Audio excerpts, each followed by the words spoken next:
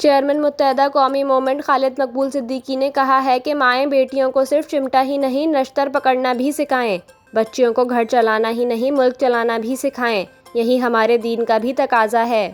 Surjani town میں متحدہ قومی موومنٹ کی تقریب سے خطاب کرتے ہوئے خالد مقبول کا کہنا تھا کہ کراچی اور حیدرآباد کے نوجوانوں نے بتا دیا ہے کہ وہ سب اس انتظامیہ کے ساتھ کھڑے ہیں جس نے ایسی طرز سیاست دی جس نے ایوانوں کو ہلا دیا ہے۔ انہوں نے کہا کہ نوجوان تیار رہیں، عنقریب کراچی، حیدرآباد، میرپور خاص میں دنیا کی مایہ ناز جامعات کے کیمپس کھلنے جا رہے ہیں۔